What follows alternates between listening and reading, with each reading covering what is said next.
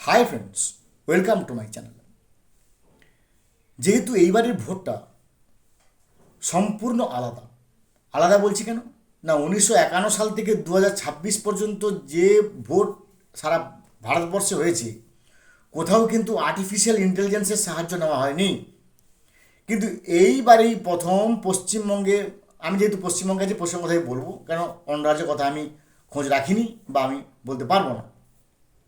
পশ্চিমবঙ্গে এবারে আমি এর আগের একটা ভিডিও করেছিলাম যে কৌরব সেনাপতি দ্রোণাচার্যের মতো গণেশ কুমার মহোদয় একটা 7টা পর্দার একটা চক্রবুর্জ স্থাপন করেছে, প্রত্যেকটা বুথকে চক্রবুর্জ বানিয়েছে, যেখানে 7 লেয়ার্স আছে: FST, QRT, SST, CPM force, webcasting camera, output webcasting camera, CAPF এবং ইনপুট ওয়েবকাস্টিং ক্যামেরা। এই 7টা লেয়ার থেকে একজন বেরিয়ে যাওয়া, মানে ভোট লুট করে বেরিয়ে যাওয়া এত সহজ হবে না। কিন্তু এই চক্রপুঞ্জ করতে গিয়ে কিন্তু বিপদে পড়তে পারে বলে আমার মনে হচ্ছে এই মুহূর্তে যারা প্রেসাইডিং অফিসার বা ফার্স্ট পোলিং অফিসার বা সেকেন্ড পোলিং অফিসার বা থার্ড পোলিং অফিসার। কেন বলছি চক্রপুঞ্জ হলে তো ভালো, ভোট প্রক্রিয়া ভালো হবে? তার কারণটা হচ্ছে আর্টিফিশিয়াল ইন্টেলিজেন্স সে কোনো ভাই বোন দাদা বন্ধু বোঝে না, সে একবারে আয়না মতো যা সত্য তাই দেখাবে। তাতে কি হয়েছে না, আমরা যেহেতু আর্টিফিশিয়াল ইন্টেলিজেন্স মানে এআইয়ের সঙ্গে বা আর্টিফিশিয়াল ইন্টেলিজেন্সের সঙ্গে এতটাই আমরা খুব একটা বেশি জনপ্রিয় নই বা আমরা খুব একটা বেশি পরিচিত নই, ফলে আমাদের কিছু কিছু মুভমেন্ট, কিছু কিছু আচরণ, সেটা হয়তো আমরা দাদা ভাই চোখে আমরা সেটাকে কোনোভাবে মিস করে দিই বা ঠিক আছে এটাকে নাল অ্যান্ড ভয়েড করে দিই, সেটা কিন্তু এবারে করলে হবে না। তাহলে প্রিজাইডিং অফিসারকে অতিরিক্ত এইবারে অনেক কিছু জিনিস মাথায় রাখতে হবে। কি ব্যাপার, যখনই বুথের ভেতর আগে কি হতো, পোলিং এজেন্টরা আমরা মোবাইল ফোন ব্যবহার করতে না বলতাম, অনেকে বলতেন ঠিক আছে স্যার আমি ব্যবহার করবো না, সাইলেন্ট মুডে রেখে দিচ্ছি। সাইলেন্ট মুডে সে তার ফোন করে দিচ্ছে, তার পকেটে ফোনে থাকে, আমরা বারবার নিষেধ করি। তারপরে দেখা গেল যিনি পোলিং এজেন্ট বসেছেন তিনি তার এগেনস্টে যে রিলিভার এসেছেন বা রিলিভ দেওয়ার জন্য যে এসেছে রিলিভার এজেন্ট, অর্থাৎ আমরা সবাই জানি যে পোলিং এজেন্ট 3জন, প্রত্যেকটা পার্টির 3জন হয়, একজন অ্যাক্টিভ আর আর 2জন হচ্ছেন রিলিফ দেবে। তাই ধরুন অ্যাক্টিভ যিনি তিনি বাইরে বেরিয়ে গেলেন, সেই সময় প্রচুর ভিড়, যিনি রিলিফে ঢুকলেন তিনার হাতে হয়তো মোবাইল আছে। এবার স্বাভাবিক একজন প্রিজাইডিংয়ের পক্ষে নিশ্চয়ই সব কিছু দেখা সম্ভব নয়, কারণ প্রচণ্ড ভিড়ের সময় এদিকে সেক্টর অফিসার এসছেন, এদিকে 16 পয়েন্ট অবজারভার তাকে রিপোর্ট বানাতে হচ্ছে, এটসেট্রা এটসেট্রা নানা রকম পয়েন্ট তিনি হয়তো এতটা এড়িয়ে গেলেন। বুথের ভিতর যে ইনপুট ওয়েবকাস্টিং ক্যামেরা আছে সে কিন্তু ডিটেক্ট করে নেবে যে ওই পোলিং এজেন্টের কাছে ফোন আছে, সঙ্গে সঙ্গে কিন্তু ওই মানে সেন্ট্রাল কন্ট্রোল রুমে এই খবর চলে যাবে। আমি আগেও বলেছি এখনও বলছি, সেন্ট্রাল কন্ট্রোল রুমে একসঙ্গে থাকবে 72টা জায়েন্ট স্ক্রিন।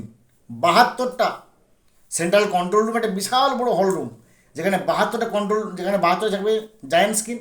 যে 72টা জায়েন্ট স্ক্রিনে একসঙ্গে অ্যাট এ টাইম 500টা বুথের সার্ভিলেন্স চলবে।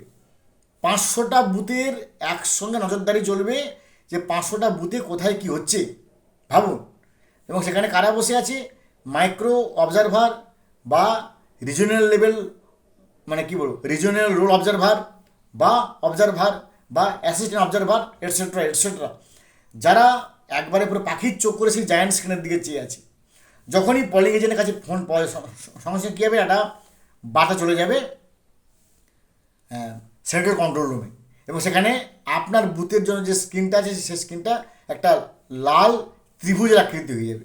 যেই মুহূর্তে সেই লাল ত্রিভুজ আকৃতি জায়ান্ট স্ক্রিনে টাচ করা হবে, সঙ্গে সঙ্গে কিন্তু প্রিজাইডিং অফিসারের নাম্বার ভেসে উঠবে এবং সঙ্গে সঙ্গে নাম্বার অলরেডি অটোমেটিক কল চলে আসবে প্রিজাইডিং অফিসারের কাছে যে ওই পোলিং এজেন্টের কাছে ফোন আছে। আপনি এটা গুরুত্ব দিলেন না, আচ্ছা ঠিক আছে, আপনি বললেন যে দাদা আপনি ফোনটা রাখুন, আচ্ছা আমি রাখতে আসছি। আর আপনি এত ব্যস্ত যে আপনি সে ফোনটা রাখলো কি রাখলো না আপনি এত গুরুত্ব দিলেন না, সঙ্গে সঙ্গে কিন্তু ইউ উইল বি চার্জশিটেড, এটা মনে রাখতে হবে। এরপর ধরুন আমরা কি করেছি না, যখন লাঞ্চ টাইম হয়, শিফটিং ডিউটি হয়, ফার্স্ট পোলিং খেতে গেলেন, তার জায়গায় প্রিজাইডিং বসলেন, সেকেন্ড পোলিং খেতে গেলেন, তার জায়গায় প্রিজাইডিং বসলেন, থার্ড পোলিং খেতে গেলেন, তার জায়গায় প্রিজাইডিং বসলেন। এরকমভাবে আমাদের কাজ, কারণ আমাদের তো কোনো লাঞ্চ বিরতি নেই বা আমাদের কোনো টিফিন বিরতি নেই, তাই আমাদের অ্যাট এ স্ট্রেচ কাজ করে যেতে হবে। এই জন্য এইভাবে শিফটিং ডিউটি আমরা করে থাকি। এবার তাহলে সমস্যাটা কোন জায়গায়? না, সমস্যাটা হচ্ছে ধরুন মানে যে ঘটনাটা বারবার ঘটে, ফার্স্ট পোলিং খেতে যাওয়ার সময় তিনি হয়তো ভোটিং কম্পার্টমেন্টের সামনে দিয়ে যাচ্ছেন, যাওয়ার সময় তিনি অধীর আগ্রহে বা আগ্রহের বসে ওই ভোটিং কম্পার্টমেন্টের দিকে চেয়ে দিচ্ছেন, 2 মিনিট বা 3 মিনিট চেয়ে আছেন, বা সেকেন্ড পোলিং অফিসার বা থার্ড পোলিং অফিসার বা প্রিজাইডিং অফিসার কোনো কারণে তার ভোট ঠিকমতো হচ্ছে কি না সেটার দিকে চেয়ে আছে। যেই মুহূর্তে আপনি চেয়ে আছেন, মনে রাখবেন ওই বুথের ভিতরে কিন্তু ওয়েবকাস্টিং ক্যামেরা একটা থাকবেই, এবং কিছু কিছু ক্ষেত্রে থাকবে 2টো ওয়েবকাস্টিং ক্যামেরা। কেন না, এমন কিছু রুম আছে যে রুমগুলো হয় খুব বড়, বা এমন তার সিস্টেম যেখানে হয়তো একটা ক্যামেরাতে সবগুলো ঠিক মেনটেন হচ্ছে না, তো সেসব জায়গায় কিন্তু 2টি ওয়েবকাস্টিং ক্যামেরা দেবে। আর যখনই আপনি এরকম একটা 2 থেকে 3 মিনিট তার দিকে চেয়ে থাকেন ভোটিং কম্পার্টমেন্টের দিকে, সঙ্গে সঙ্গে কিন্তু ওই একই রকম লাল ত্রিভুজ চিহ্ন টাচ করলে আপনার নাম্বার আপনার কাছে এসে যাবে, যে কী ব্যাপার আপনি ওদেরকে চেয়ে আছেন কেন। ফলে এইগুলোকে কিন্তু আমাদের মনে রাখতে হবে। এবং পলিং এজেন্টে কিন্তু মানে পলিং এজেন্টের সঙ্গে অবশ্যই আমরা ভালো সম্পর্ক রাখবো, কিন্তু অনেক ক্ষেত্রে কী হয় যে আমরা খুব বেশি মিশে যাই, দাদা ভাই হা হা ও ই করে আমরা মিশে যাই, কারণ আমাদের টার্গেট থাকে যে ভাই যে কোনোভাবে কাজটাকে আমাদের উদ্ধার করতে হবে, তার জন্য আমরা ওদের খুব বেশি মিশে যাই। খুব বেশি মিশে যাওয়া গেলে কী হবে, তখন সে কিন্তু আপনার কাছ থেকে কোনো কিছু সুবিধা ভোগ করতে পারে। কীরকম সুবিধা? না, তার ওই যে বললাম ফোনের সুবিধা, বা তিনি ডাইরেক্ট ওই বুথে বসে কাউকে ফোন করতে পারেন, বা তিনি ফোন নিয়ে ভেতরে আসতে পারেন, বা তিনি বাইরের খবর ভেতরে দিতে পারেন, ভেতরের খবর বাইরে দিতে পারেন, এটসেট্রা। এরকম অসংখ্য ঘটনা যার সঙ্গে কিন্তু যুক্ত হতে পারে। বা ভোটিং কম্পার্টমেন্টে কেউ ভোট দিচ্ছেন, তিনি ভোট দিয়ে তিনি সেই ভোটার কী করছেন, তার পকেটের ভিতরে লুকোনো ক্যামেরা নিয়ে গিয়ে কোন পার্টিকে ভোট দিচ্ছে তার ভিভিপ্যাটের উপরে ফটো তুলছে, এবং সেই ফটোটাকে পোলিং এজেন্টকে দেখাচ্ছে। এই ধরনের কিন্তু ঘটনা আমাদের সঙ্গে অসংখ্যবার হয়েছে।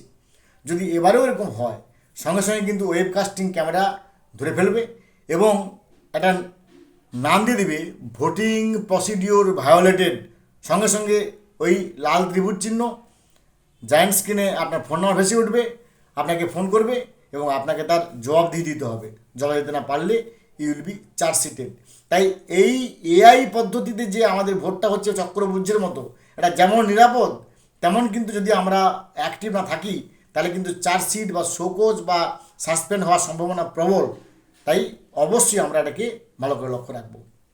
ভালো থাকুন, have a good day, thanks.